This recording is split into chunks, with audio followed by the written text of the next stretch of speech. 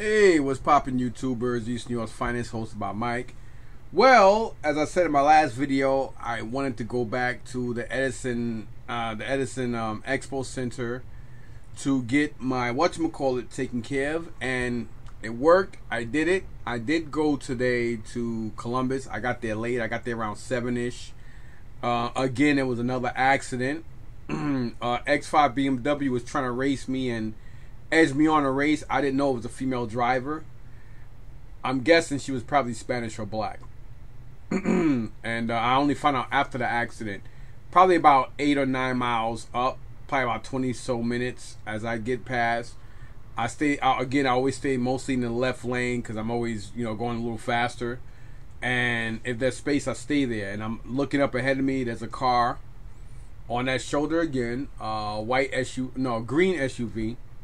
So I pull over and, I can clearly see a lot of debris and stuff. So I drive past it, pull over, get out, try to assist her, make sure her and the two boys were okay. I got the video. Well, I don't got the video of them, but I did get the video of me, corresponding and speaking with police, letting them know about the vehicle. I'm not a snitch or nothing like that, but this car, I did tell them that the lady was going extremely fast. She was driving crazy.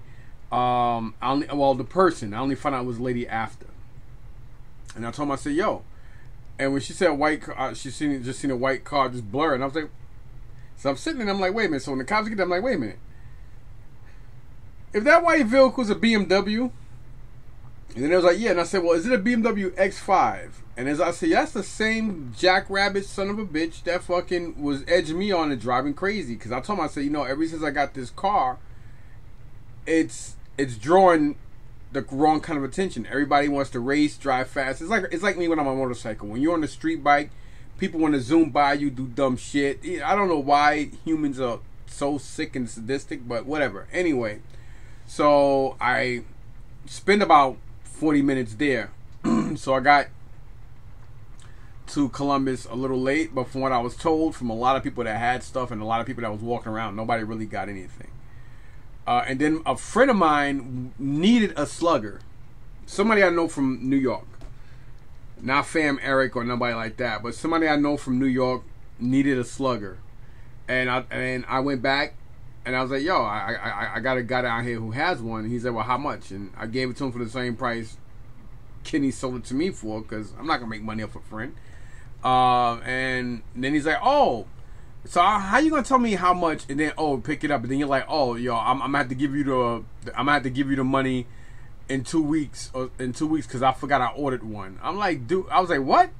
I said, yo, my man, don't ask me to fucking order nothing from you, to get nothing from you no more. And I just hung up because I'm tired of being people's scapegoat, and it kind of pissed me off because I didn't buy it, and it's ironic because now I look at my where's my book? I just had this book, and I didn't even realize that I actually needed the tank cover and the actual machine gun for a slugger anyway.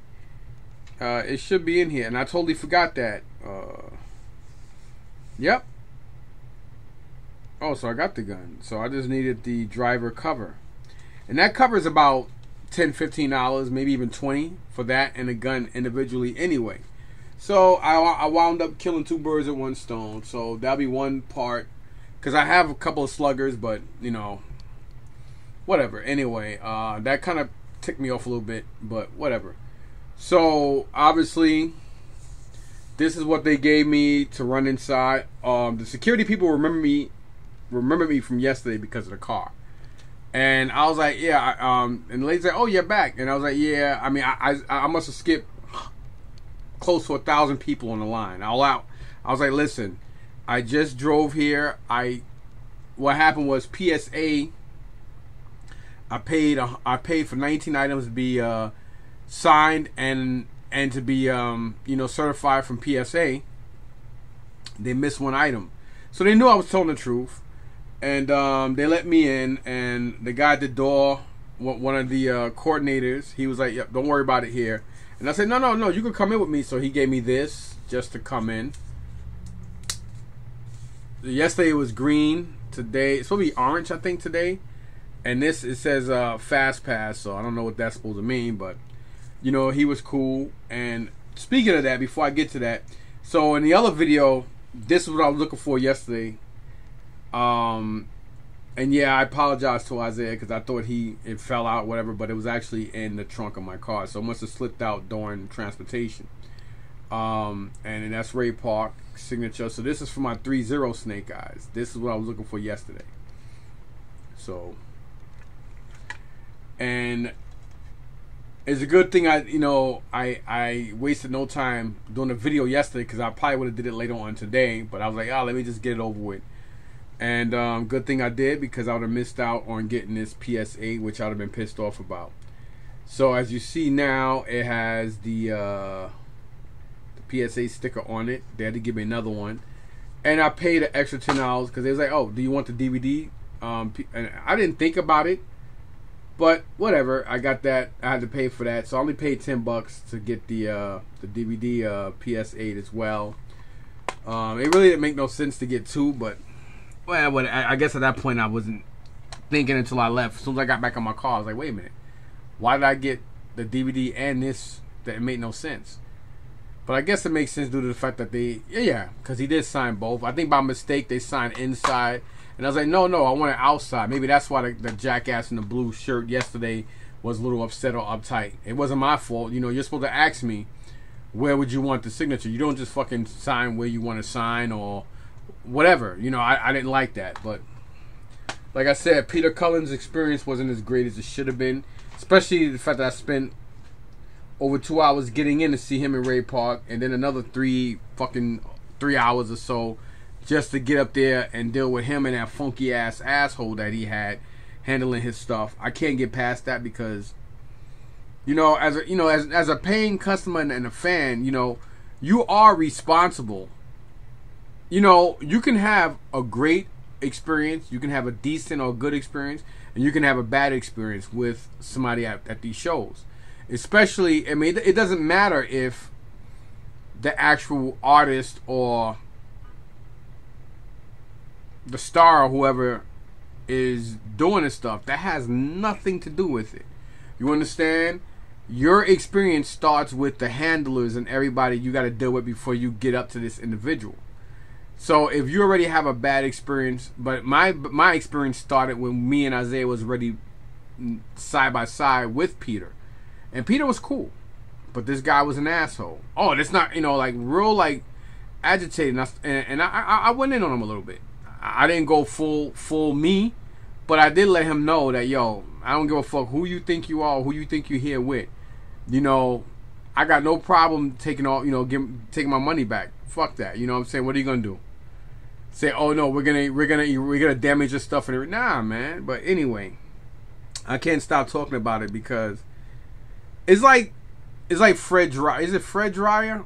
The guy who played Hunter in the old NBC police drama with him and his partner. That chick Dee or what her name was in the show.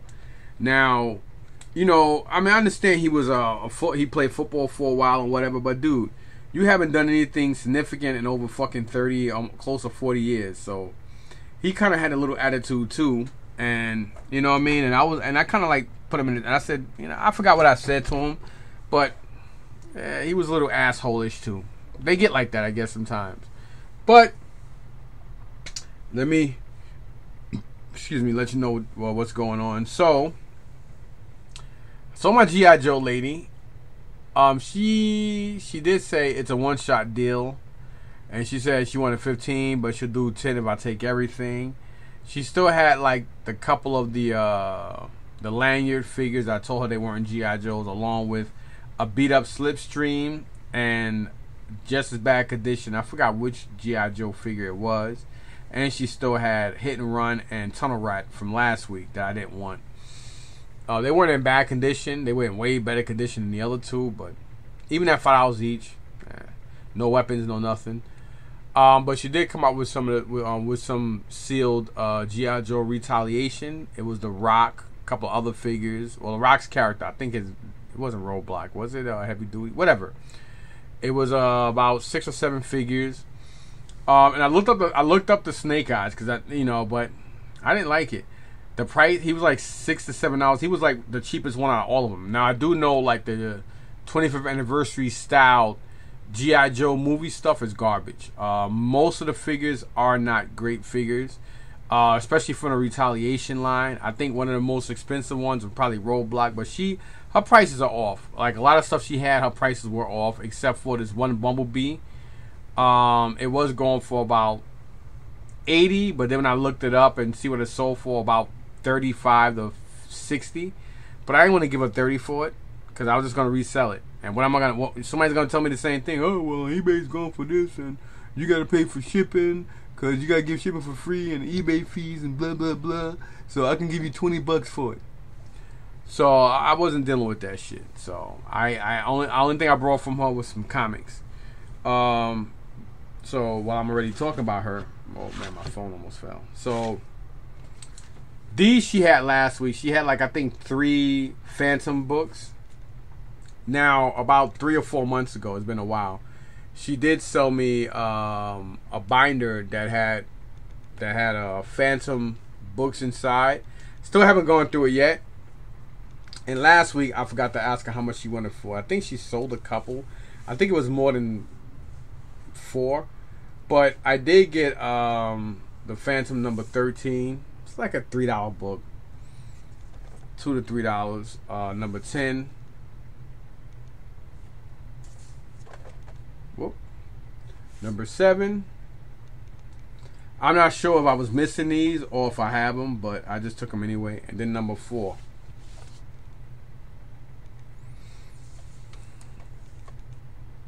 And then I got these because these are normally good books. These are Dark Horse comics. You have Star Wars Dark Force Rising number 2 of 6. If I have all 6 books, it's like $40. It's like a $45 for all 6 of them. But unfortunately, I only have number 2. I mean, it wasn't much. I didn't get much of shit today. And then from Star Wars Episode 1, we have Queen Amidala and Anakin Skywalker, if I don't destroy it. I mean, these books aren't worth much, but considering the fact that she told me just to give her $5 for all of them.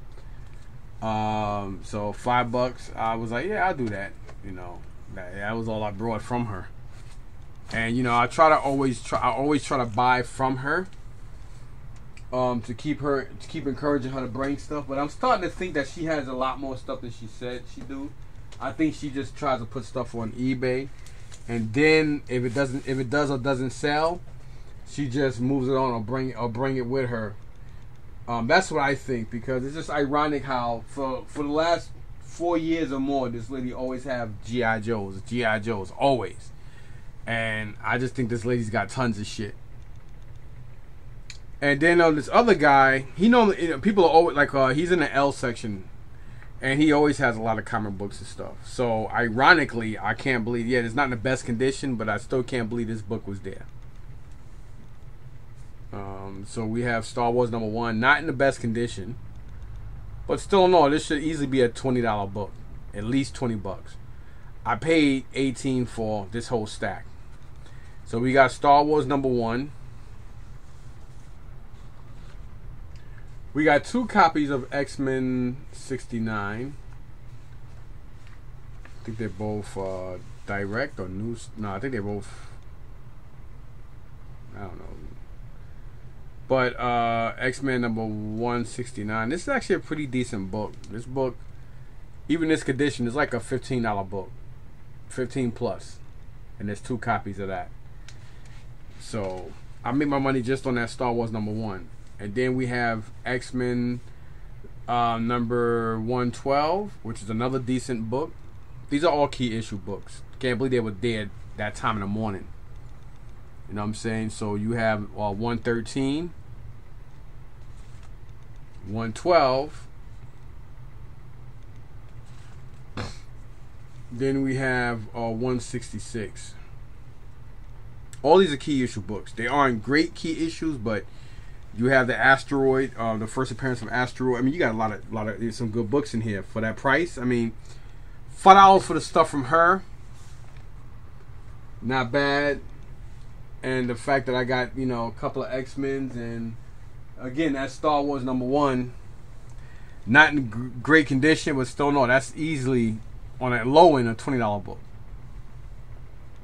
So basically, probably more than that, but I'll just say 20. So yeah, that was that. Excuse me. And this one dude had these 3 bags. I just brought him. Nice guy. And what was the bag? He told me $1. He told me $1 on one, and then he just decided to do all 3 of these bags for $4. Couldn't argue. Only thing, you know, you got a biker man from Mars in here, and you got this Marvel Universe thing figure in there. All the other stuff is just like those Marvel snap apart pieces that you could, you know, interchange them and all that crap.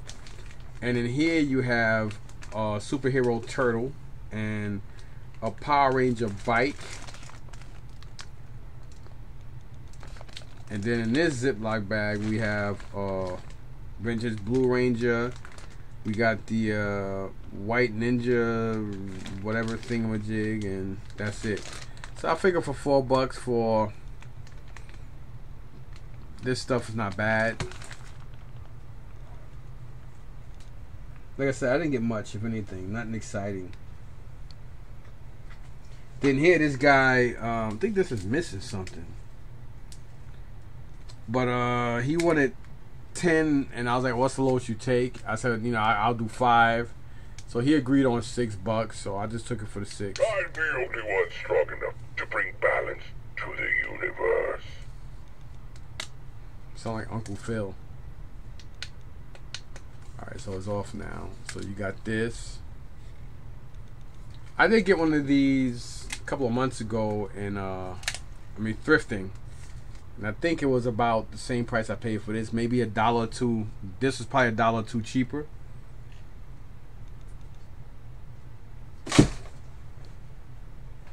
And last but not least, that Slugger I was talking about that I picked up from Kenny. Kenny did have this last week. Last week I brought the Water Moccasin from him. And I got this as well. So this probably has a lot better stickers than one of mine. So I'll replace that one and now just bring stuff back out and resell it. So yeah, that'll be that. That's what I normally do anyway. So yeah, figure out what's what. So yeah, other than that, y'all, that's about it. You know, I aimed to try to find that other stand, and so happened it was actually in the car, and thank God this was face down, because there's a couple more scuffs and stuff here because I had stuff on top of it, didn't notice it. See those 2 nicks right here? 1, 2. So imagine if this was laying down on the top, it probably could have scuffed or did something to either the PSA COA sticker or to Ray Park's signature. So at least it was laying down. So when I saw it, I was like, oh my God, thank God I found it. So yay to that. So wound up finding it and wound up being able to go back there. I didn't have to wait in no long line, dealing with almost 1,000 people in the line. It was early enough to where I was able to go right in. The guy gave me the thing. One of the coordinators gave me this fast pass to just run in and run out. That's exactly what I did. I didn't take advantage. I didn't walk around. I went straight to the PSA booth. The guys recognized me, and I said, "Hey, you know." And the guy who did the stickers for me yesterday was like, "Wait a minute, didn't he pay $180?" I said, "Nah, dude, it wasn't $180. It was $190." I didn't say it nasty or harsh. I just said, "Nah, it wasn't $180. It was $190." And the other guy was like, "Yeah, he did give $190." So he's like, "Oh, okay." Nobody apologized though, but they did do the sticker, and then. Again, being that the DVD was also signed, because I don't think the one I got from Ray Park, I don't think he signed the inside. I think he just signed the outside. But they did a PSA at the DVD as well. So something just fell. Okay, I didn't even know I had a figure over there full. Oh, that 112 fucking Invisible Woman. This bitch is always falling. I think she's on dope or something.